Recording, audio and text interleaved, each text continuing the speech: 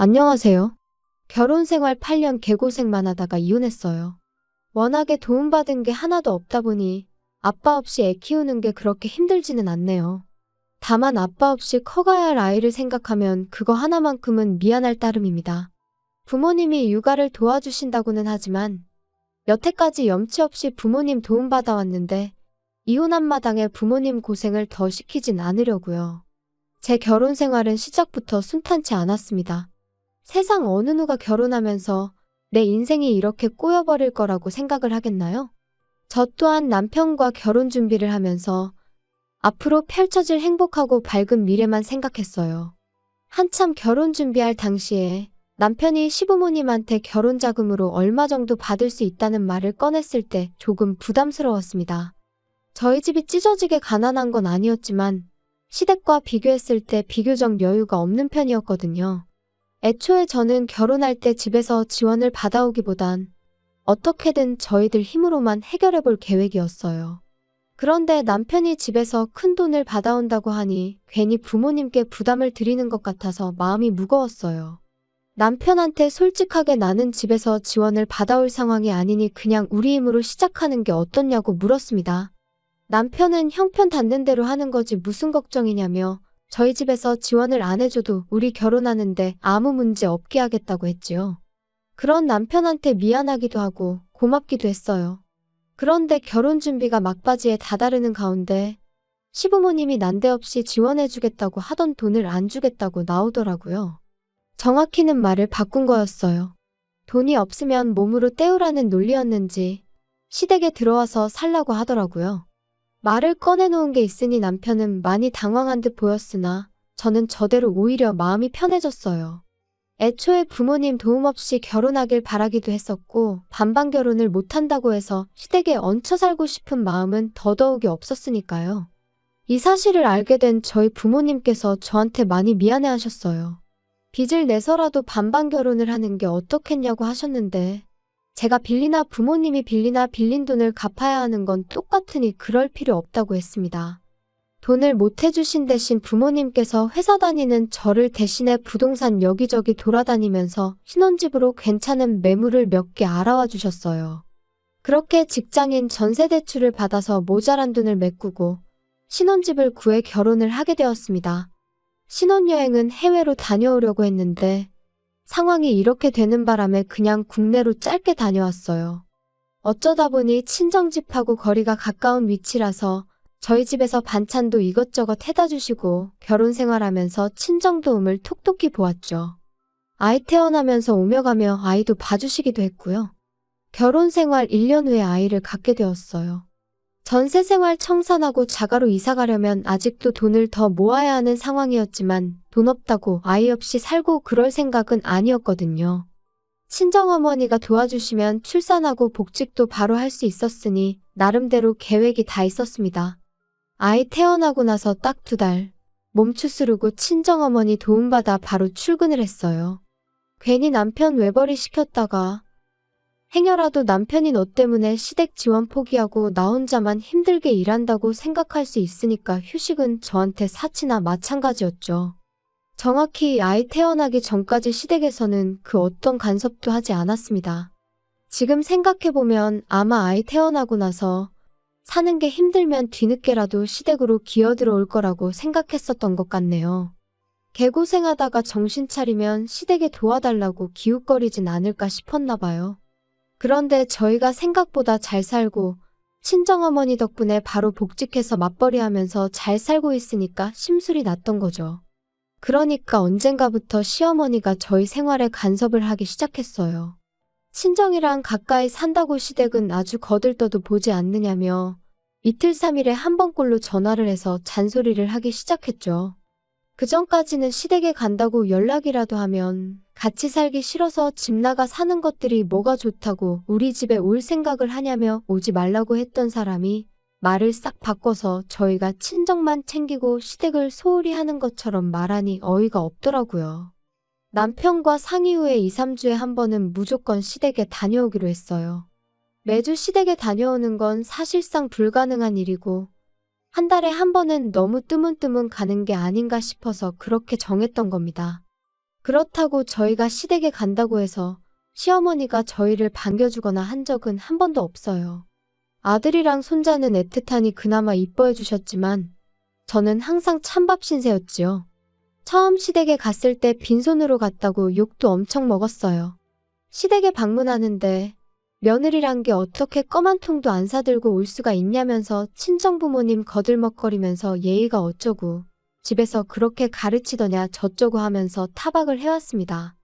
친정에서는 저희 어떻게든 뭐 하나라도 아끼게 해주고 싶어서 반찬도 이것저것 챙겨주시고 그랬는데 시댁은 저희한테 항상 무언가를 바라기만 했어요.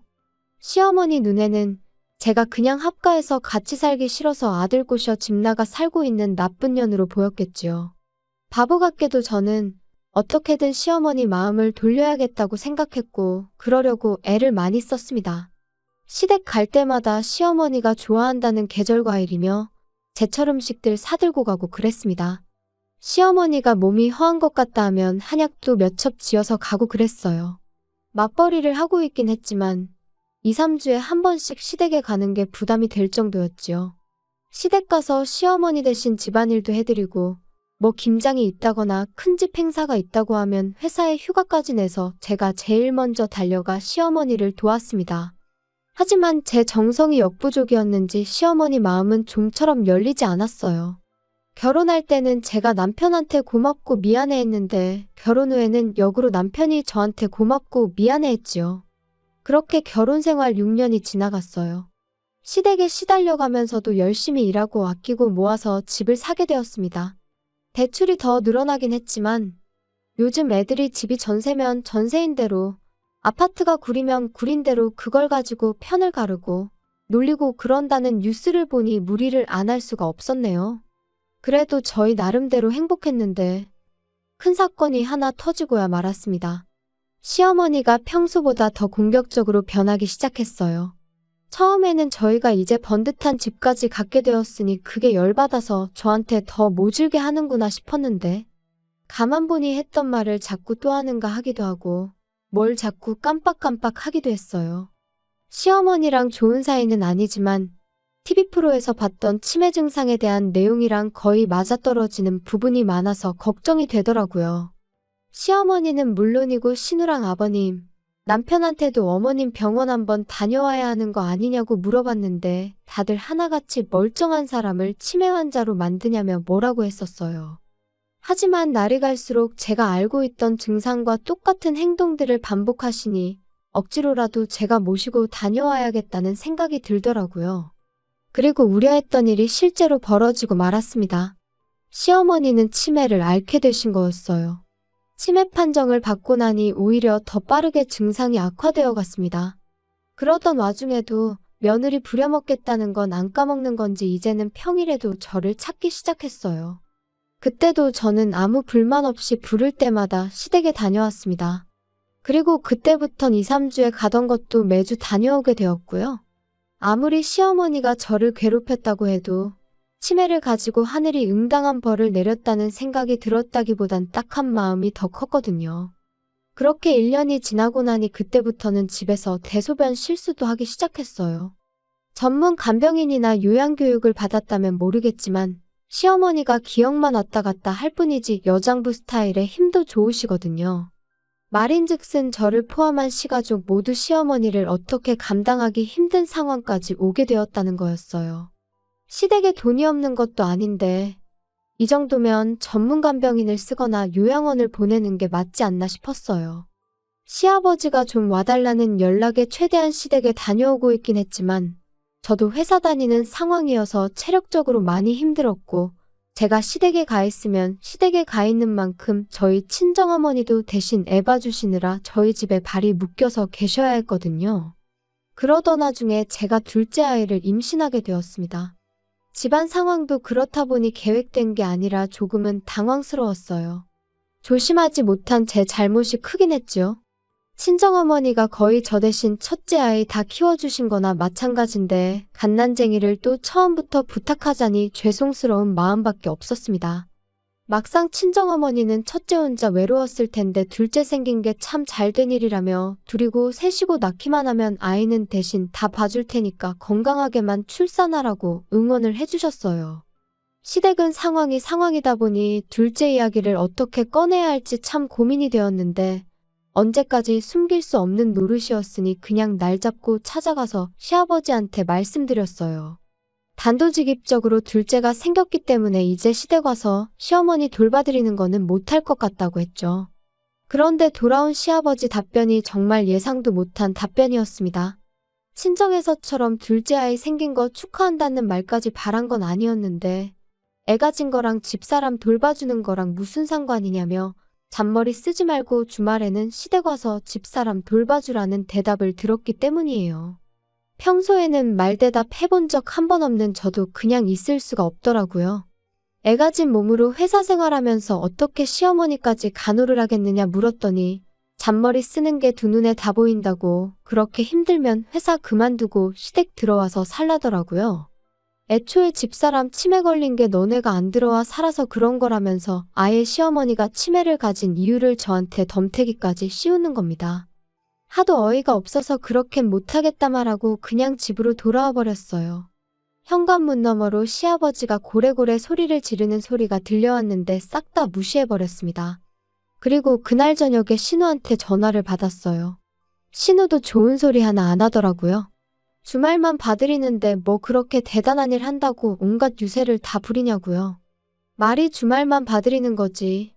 평일에도 시아버지가 부르면 몇 번이고 다녀왔고 주말에만 봐드리는 게 시어머니만 봐드리는 게 아니라 일주일치 집안일이 쌓여있는 거 다 해야 하고 시아버지 굶지 않게 일주일치 먹을 것도 대충 준비해놓고 가야 하는 거 모르냐고. 그럼 형님이 평일 내내 시어머니 간병해드리고 집안일도 다 해놓으라고. 그럼 제가 주말만 가서 어머님 봐드리는 거 생각해보겠다고 하고 전화 끊었습니다.